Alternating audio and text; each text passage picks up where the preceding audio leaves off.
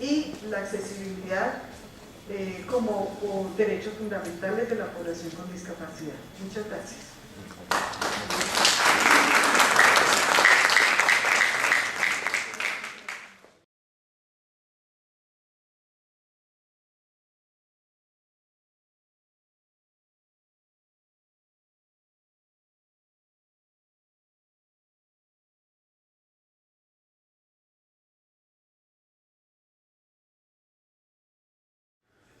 Bien, el tema siguiente se denomina Convención Internacional de los Derechos de las Personas con Discapacidad. Y ahí vamos a ver cómo el papel y el rol de las consejeras y consejeros pues también se muestra a nivel internacional. Este tema es dado por Salam Gómez de Fundamental Colombia, una de las organizaciones de discapacidad presentes y que cooperó en la organización de este seminario taller. Recibimos a Salam con un fuerte aplauso.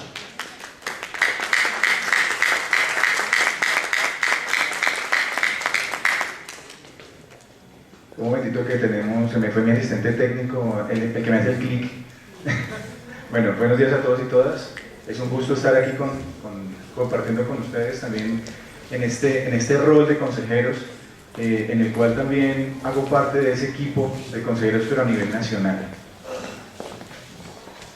Bueno, antes de empezar a hablar de convención, vamos a hablar de enfoques y paradigmas, porque creo que debemos entender primero qué es un paradigma y qué es un enfoque, cómo se están viendo las cosas. ¿Qué es un paradigma para ustedes? ¿Quién me dice? Alguien que levante la mano. A ver. Duro, duro.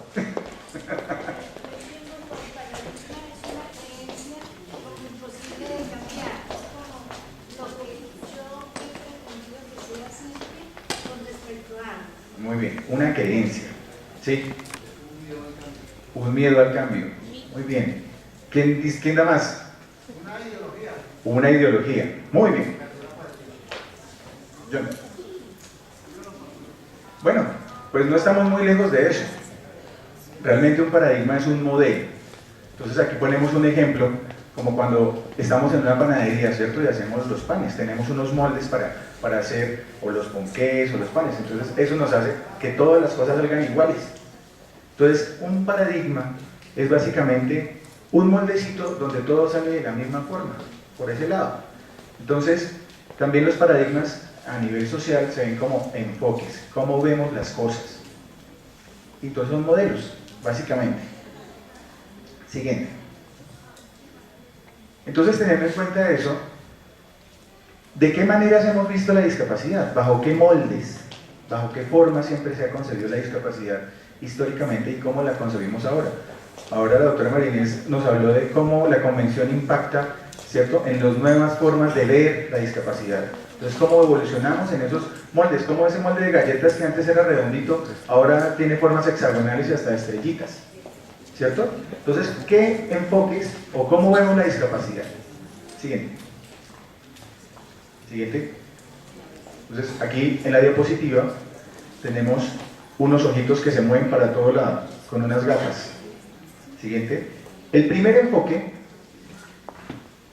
y el que conocemos todos, y creo que con ese nacimos y nos formaron históricamente, es el enfoque tradicional o caritativo, ¿cierto? Donde las personas con discapacidad eran personas consideradas minusválidas. Entonces escuchamos palabras como el minusválido, el pobrecito, ¿cierto? El que no puede, el que, ay, le tocó porque es castigo divino. El papá se portó mal, entonces se ganó la discapacidad, ¿cierto? Entonces ahí tenemos que en ese enfoque tradicional y caritativo están todos los imaginarios religiosos también. Es un castigo de Dios. La discapacidad es un castigo. Entonces evolucionamos, siguiente,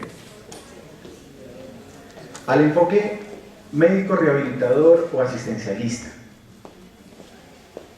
Allí ya se habla de la palabra discapacidad, pero en términos un poco peyorativos, diríamos así, porque se habla del discapacitado, ¿cierto? Ya se habla del discapacitado, se habla de que la discapacidad es enfermedad y se puede curar.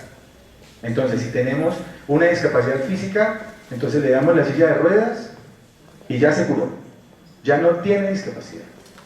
Si tenemos una discapacidad visual, le damos un bastón o un perro guía o un asistente personal y ya se curó. O sea, cubrimos las deficiencias, ¿cierto? Y ya, solucionó el problema, porque es un tema de rehabilitación. Entonces aquí encontramos palabras como deficiencia, limitación funcional, para que vayamos ubicando el enfoque. Entonces, ¿cómo mencionaban a las personas con discapacidad en el enfoque tradicional? Vamos haciendo recorderes rápidamente.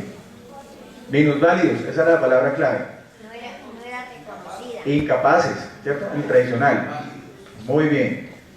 En el siguiente ya entra el discapacitado, como se menciona en muchos espacios todavía. Ustedes lo ven, lo escuchan todo el tiempo. El discapacitado. Siguiente. Siguiente.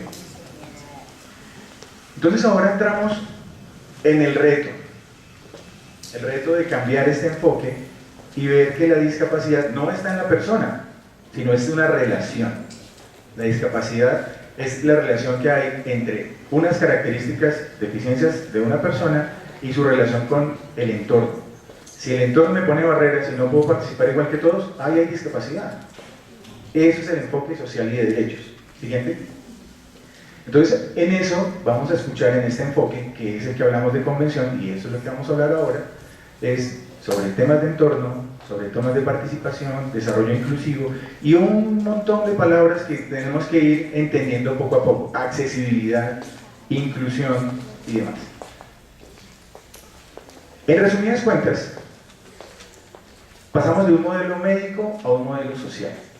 En el modelo médico, básicamente, la discapacidad es un problema de la persona. Está estrechamente relacionada con la deficiencia. Es un problema estrechamente de salud en el modelo médico. Por eso les decía, se puede curar. Todas, digamos, las decisiones las toman los expertos, médicos, rehabilitadores y demás. La persona con discapacidad es pasivo, digamos, es el que va solamente a la rehabilitación y dice, sí señor, hago 10 sesiones de terapia. Nada más, no puede decir nada más. No participa en su proceso. En el modelo social, y es el que estamos trabajando ahora, y estamos tratando de implementar con la convención, ya el problema no está en la persona, sino el problema está en la sociedad, en el entorno. Entonces, ya la discapacidad, digamos que se trasciende, no es solamente exclusivamente de la deficiencia física, visual, auditiva, múltiple, psicosocial, cognitiva, sino también tenemos que ver otras barreras que hay a nivel social, físicas, actitudinales y demás. Las personas con discapacidad son elementos y actores fundamentales en la construcción de estas y eliminación de estas barreras, eliminación de las barreras. Por eso estamos aquí. Como consejeros, somos protagonistas de ese cambio que se está gestando. Y el enfoque básicamente es esa construcción para ver cómo hacemos para eliminar estas barreras, sean físicas, actitudinales, políticas, las que sean. Siguiente. Siguiente. Entonces vamos a empezar a hablar de convención. ¿Quiénes de ustedes conocen la convención aquí? Yo pregunto, levántenme la mano, hacemos un sondeo así, muy rápidamente. Muy bien. Nos falta gente del equipo para que sepamos qué es la convención. Nosotros como consejeros, no es que nos volvamos, digamos, como la Biblia, ¿no? Pero sí es muy importante saber qué es y cómo nosotros empezamos a desarrollar esas estrategias para implementar. Ese es nuestro reto. Siguiente. La Convención de la ONU para personas con discapacidad es una valiosa herramienta para conocer y utilizar, no solamente recitarla. Yo la puedo recitar, pero si no aplico nada, de nada me sirve. Siguiente. Bueno, esta presentación tiene dos partes. Primero, contarles históricamente cómo se construyó, de dónde nació esta Convención de Naciones Unidas, que ha roto todos los récords de convenciones que existen. No es la única convención que existe. Así para hacer un marco, recuerden que existen normas convenciones y pactos en los documentos internacionales. Lo que son las normas, la declaración de derechos, son documentos que no son obligatorios en cumplimiento, o sea, no son vinculantes. Lo que son pactos y convenciones sí son obligatorios de cumplir y son vinculantes. Eso es algo importante para que tengan en cuenta. ¿Por qué se crean las convenciones? Porque como las declaraciones son tan bonitas y no se cumplen, entonces se desarrollan unos documentos y unos tratados para que se cumplan esas declaraciones. Las convenciones no desarrollan nuevos derechos, simplemente ratifican y potencian unos derechos para ciertos grupos específicos. Por eso ustedes escuchan que existe la Convención de los Niños, existe la Convención de los Trabajadores e Inmigrantes, contra la tortura y otros. Son 9 convenciones en total. Y la Convención de la ONU para Personas con Discapacidad es la última que existe hasta el momento. Por ahí están trabajando en otra. No voy a dar la chiva, pero están trabajando en otra. Entonces, ¿qué pasa con esto? Existe igual dentro de estas convenciones todas unas estructuras. ¿Qué es lo importante de esta construcción y cómo fue construida?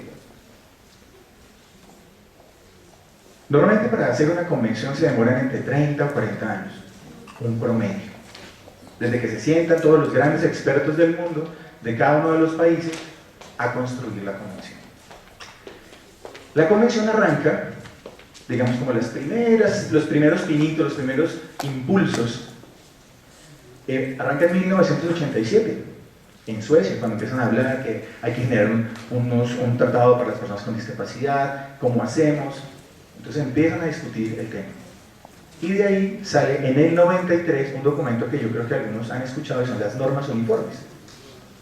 Normas uniformes, una declaración. Esto es lo que deben tratar para las personas con discapacidad. Pero no era obligatorio. Siguiente. Entonces, después del 93, en el 2001, ya arranca, digamos, como el proceso. Desde una iniciativa mexicana, con el doctor Gallardo, arrancan a convocar organizaciones, a hacer gestión política, incidencia, de lo que habla José ahorita, y empiezan a movilizar los gobiernos para construir el documento. Entonces, arrancan, a partir de esa iniciativa mexicana, el 19 de diciembre del 2001, tengan en cuenta los tiempos porque esto es muy importante. Dicen, ok, vamos a arrancar a construir la convención. Se crea un comité ad hoc y arranca el proceso. Siguiente. Entonces, arranca este comité y algo importante es que este comité ad hoc abre las puertas a las personas y organizaciones con discapacidad, cosa que nunca se había hecho en otras convenciones. Siempre las convenciones las hacían los expertos, politólogos de la ONU y de los otros países. Entonces aquí le abren las puertas a las personas y escuchar, bueno, cuáles son sus necesidades y en base de eso empiezan a construir un documento un poco más sólido. Siguiente. En total se realizan 8 reuniones. 8 reuniones se realizan. Desde el 2001 al 2006. Con la participación activa de las organizaciones y del Estado. Así como se realiza este evento, que hay una alianza del Estado y las organizaciones, igual se construyó este documento. Sí. Surge el gran lema que yo creo que muchos han escuchado y es nada sobre nosotros sin nosotros, que es un llamado de la sociedad civil a todos los grandes expertos políticos, decir, bueno, si ustedes van a hablar de nosotros, inclúyanos. Entonces, Don McKay, que es el presidente de este comité, dice que el 70% de la construcción de esta convención es fruto de la sociedad civil, de la participación nuestra. Entonces, por eso es tan importante que ustedes y nosotros como consejeros estemos participando políticamente también en esto. Es un cambio político. El Caucus Internacional, ustedes van a escuchar mucho esto. El Caucus es como un grupo, es un cuerpo.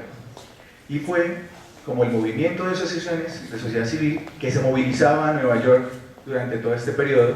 Y a mí me contaban cosas muy interesantes como que los grandes expertos decían, bueno, ¿y estos qué hacen aquí? ¿Cierto? Vienen en silla de ruedas, en muletas, otros vienen con bastones, metidos en la ONU, comentando, discutiendo, porque estaban asociaciones de todos los tipos de discapacidad del mundo discutiendo el tema de discapacidad. Y ya en las primeras reuniones era muy complicado, porque no había ese feeling, ¿cierto? Hasta que se perdió un poco el miedo y ya se integraron las organizaciones y ya tienen voz y voto muy fuerte dentro de esta construcción. Siguiente. Aquí en la diapositiva hay un dibujito donde muestra una marcha de muchas personas con discapacidad con un plano que dice nada sobre nosotros y nosotros, que fue el lema que construyó la convención, que terminó con la convención. Siguiente. El proyecto Sur fue un proyecto que me gusta resaltar, fue una iniciativa de Handicap en su momento, y Instituto Interamericano, y ellos hicieron algo así como nosotros, un proyecto donde convocaron a la gente, consiguieron los recursos y pudieron llevar a Nueva York a muchísimas personas con discapacidad, incluyendo personas de Colombia y de todo Sudamérica. Siguiente. Bueno, ya hablando en términos, digamos, un poco más políticos, el 25 de agosto, ¿cierto?, se aprueba el tratado. O sea, ya terminaron esas 8 reuniones y dicen, ok, ya terminamos, aprobado, el documento queda así. ¿Qué pasa después de eso? El 16 de diciembre eso pasa a unos trámites internos, lo cual la parte política, los trámites, y el 13 de diciembre del 2006 ya se aprueba en consenso. Por eso dicen que la convención nace en diciembre del 2006. Acuérdense que existe un proceso con las convenciones como esta. Uno es construirla, el otro es la aprobación, salió para que los países empiecen a firmarla, a ratificarlas. Una cosa es la firma de la convención, otra cosa es la ratificación de la convención. La firma es cuando estamos aquí en diciembre, dicen todos aprobado, entonces ahí firmaron y entonces se van todos los delegados a sus países y decir vamos a ratificar la convención en nuestros países. Cuando una convención entra en vigor, esta convención entra en vigor con 20 países que hayan ratificado. Arrancó, miren la fecha, súper importante, eso fue súper récord. En menos de 3 meses, perdón, en menos de un año se logró que 20 países ya habían ratificado. El país número 20 fue Ecuador. Entonces ahí arrancó, ya era ley de la ONU, ley que ya tenía vigor internacional. Actualmente hay 124 países que han ratificado, Colombia es el país número 100 que ratificó, y existe otro documento de entrada de la convención que se llama el protocolo facultativo, que ahorita vamos a hablar de él. Siguiente. Esta era la noticia en su momento que nos emocionó mucho, que fue en el 2008. Fueron 2 añitos, se me ocurre la fecha, son 2 añitos en donde 20 países ya han ratificado y arranca el vigor internacional. Siguiente. Bueno, eso es como la historia de la convención. ¿Y por qué estamos hablando tanto de convención? Realmente es un documento y una ley que está muy caliente, que está recién salida del horno, literalmente. Colombia ratificó hace muy poco y tenemos todo el reto de la implementación. Esto es un proceso y un reto de implementación, un ejercicio de implementación. Pero ¿qué tiene la convención? Vuelvo y repito, la convención no genera derechos nuevos, simplemente los exalta. Siguiente. Tiene unos principios, al cual a todos se les entregó su convención. No voy a ahondar mucho, solamente voy a hacer como un pincelazo muy breve de qué tiene la convención y resaltar algunas cosas muy importantes. Tiene 8 principios muy importantes y esto es parte de ese nuevo, entre comillas, discurso que tenemos que manejar, y es el tema de dignidad, autonomía, independencia, no discriminación, participación e inclusión, respeto a la diferencia, diversidad, igualdad de oportunidades, accesibilidad, igualdad entre géneros y respeto a la evolución, porque también aquí consideran a los niños y las niñas, que eso es muy importante tenerlo en cuenta. Siguiente. Esto es muy importante porque una de las características básicas de la convención es que es un instrumento que facilita, ¿cierto?, que nosotros accedamos a derechos, de cierta manera, pero si lo utilizamos. Si no lo utilizamos, nos vamos a quedar solamente hablando de convención. Hay que tener en cuenta que la convención es un documento de no discriminación, de derechos humanos y de desarrollo social. Digamos que esa es la base de la convención en general. La autora María Inés Baquero hablaba de la convención de la OEA. hay otra convención que tenemos, que es la antidiscriminación, pero esa es exclusiva de antidiscriminación.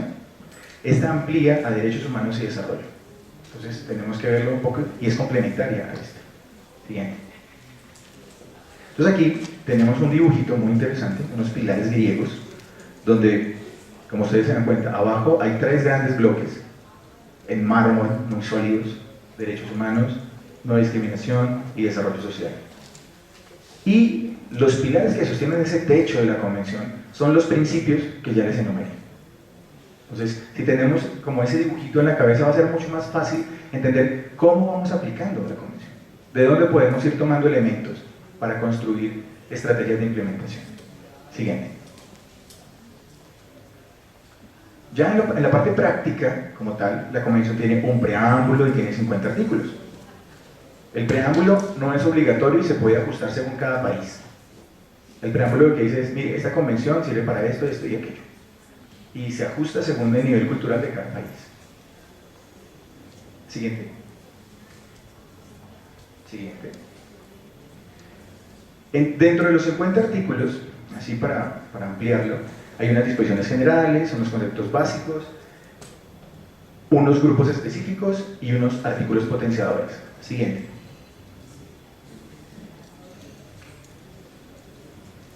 Aquí los vemos enumerados. En esta diapositiva hay 3 bloques.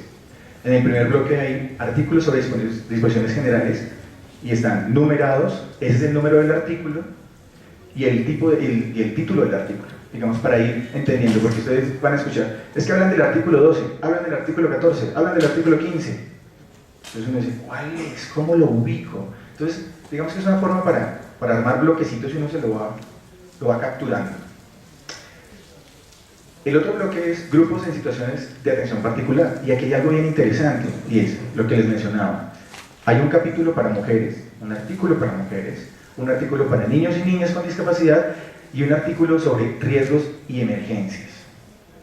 Aquí también se considera eso. Entonces, por ejemplo, recuerden el terremoto de Haití. ¿Cuántas personas quedaron con discapacidad después del terremoto de Haití? Entonces, ahí hay una consideración muy importante respecto al tema de emergencias.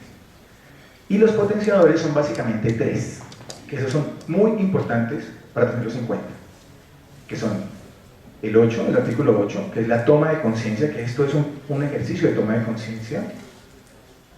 El artículo 9, que es accesibilidad, porque si yo supero las barreras que hay, evidentemente voy a bajar, como dicen, el tema de discapacidad. Y 31, cooperación internacional. Nos dan una herramienta para decir: mire, nosotros somos organizaciones o trabajamos en el tema de discapacidades del Estado, entonces necesitamos cooperación, y hay cooperantes para que apoyen todas las iniciativas que se desarrollan. Porque siempre que se habla de discapacidad hay una relación muy estrecha entre discapacidad y pobreza. Entonces, si no tenemos recursos, ¿cómo podemos trabajar? Proyectos. Si tengo una discapacidad, no puedo acceder al trabajo. Ahí hay discapacidad, ¿cierto? En general. Siguiente. No se preocupen que esta presentación está en el CD que se les entrega. Aquí por la luz no se vio muy bien el último bloquecito, pero se ve bien cuando lo vean. Cuando esculquen ese CD, ojalá lo esculquen, no lo guarden. En general hay 2 grandes bloques dentro de esos 50 artículos, y es uno sobre los derechos civiles y políticos y otro sobre derechos económicos, sociales y culturales. Además, se incluyen mecanismos de monitoreo, cómo se hace visible el cumplimiento, esa veeduría, esa auditoría, quién hace cumplir la convención. Entonces también da unas indicaciones de qué se haría. Siguiente. No los voy a enumerar, pero básicamente en esta diapositiva ustedes van a ver que hay derechos civiles y políticos. Lo importante es que recuerden que estos derechos son los que protegen al ser humano. Lo consideran individualmente y son de aplicación inmediata. Esas 3 cositas tenemos que tener en cuenta para comprender los derechos civiles y políticos. Son individuales, son de protección y son de aplicación inmediata. Entonces aquí está, por ejemplo, acceso a la justicia. Está, por ejemplo, igualdad de reconocimiento ante la ley, que es el 2. que ese es el artículo más polémico de la Convención porque cambia toda una estructura jurídica en cierta manera también, porque reconoce a muchas personas como personas, eso es la clave de la Convención. Respeto al hogar y a la familia, ¿cierto? Eso es inmediato. Siguiente. Los derechos económicos, sociales y culturales son derechos de garantía, son colectivos y son de aplicación progresiva. Ahí hay una diferencia. Entonces, si ven, si tenemos esos 3 punticos por cada grupo de derechos, vamos a entender un poco más cómo vamos jugando a la implementación.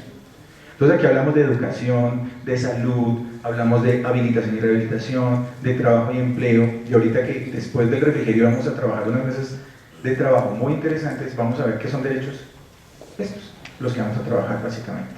¿Cómo los vamos a aplicar progresivamente? Siguiente. Sobre el monitoreo básicamente da unas indicaciones de cómo conformar los informes. Hay 2 tipos de informes que se presentan. Uno es el informe de Estado, que tiene unas características técnicas muy rigurosas, lo hace el Estado. Dice, bueno, nosotros en discapacidad tenemos esto, hemos hecho aquello, y muestra todo el panorama de discapacidad. Se debe entregar 2 años después de que se ratifica. Ese es el de Estado.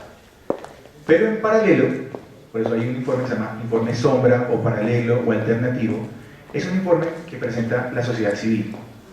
Porque el Estado puede decir maravillas, hemos hecho y deshecho. Y eso no es verdad. ¿Cierto? El Estado puede decir, hemos hecho esto, hemos hecho aquello, y cuando las organizaciones dicen, ¿y dónde está eso? Nunca lo hemos visto.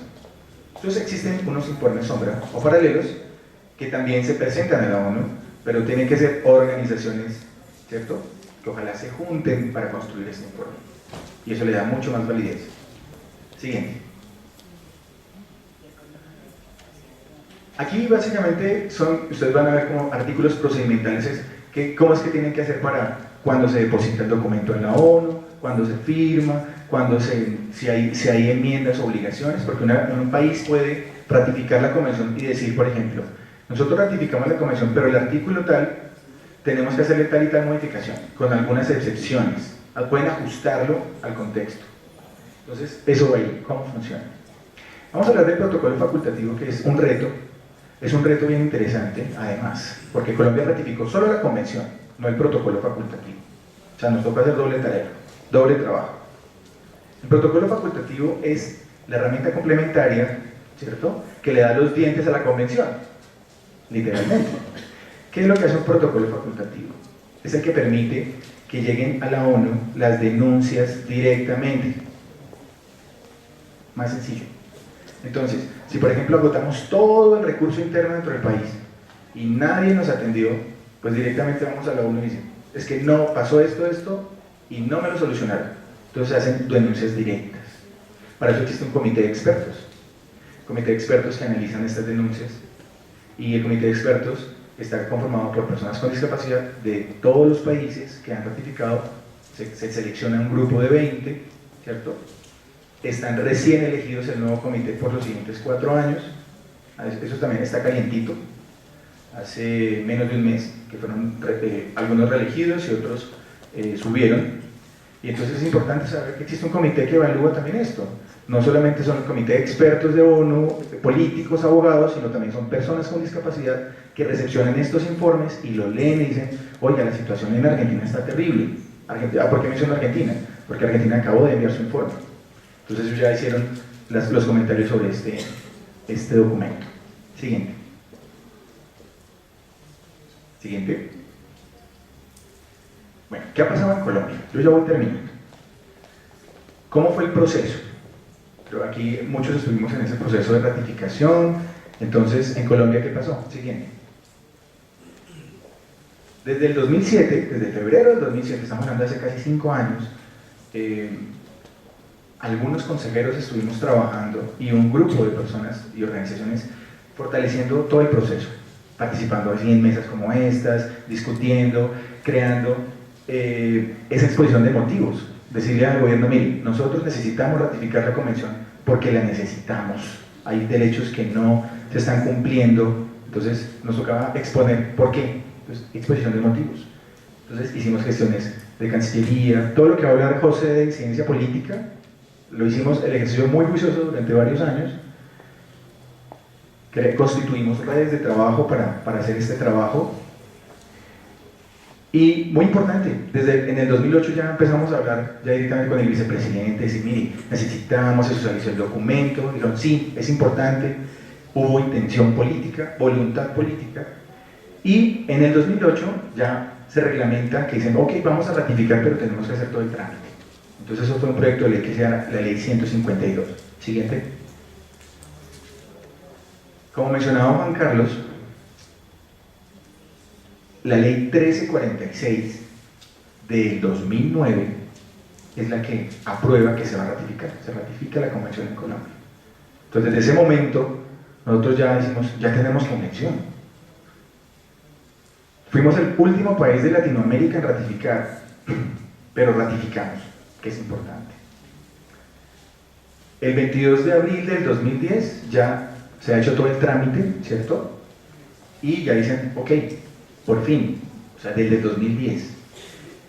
El 10 de mayo del 2011 llevan todo el documento con todos los procedimientos que ya se han cumplido, todas las firmas, a la ONU, ya lo depositan y desde ese momento ya aparece Colombia como que es el país número 100 que ratificó la convención. Pero tenemos una tarea por hacer, nos toca hacer ese mismo ejercicio con el protocolo facultativo. Ese mismo ejercicio. ¿Cuántos años demoremos? No sabemos. Pero tenemos que hacer el mismo ejercicio. Siguiente. Entonces, nosotros no hablamos, esa es una publicidad política para no hablamos en negativo sino en positivo. Entonces no es el nada sino el todo. Entonces cambiamos un poquito la frase. Todo acerca de las personas con discapacidad, con nosotros las personas con discapacidad. Siguiente. Aquí mis datos de contacto. Recuerden, toda esa información está en el CD que les entregamos de memorias. También está la convención en digital, en físico en digital, y una convención de fácil lectura que desarrolla un grupo español. Nos parece que es una muy buena herramienta para poderla empezar a digerir, porque a veces no tenemos esa facilidad en el discurso legal. ¿Sí? Yo no soy abogado, soy profesional de salud, entonces a veces me costaba mucho entender como palabritas que dicen, uy, pero eso es puro derecho. Entonces yo no entendí, pero poco a poco uno va entendiendo el ejercicio. Muchas gracias, espero les haya agradado la presentación y cualquier duda, nos vemos. Gracias.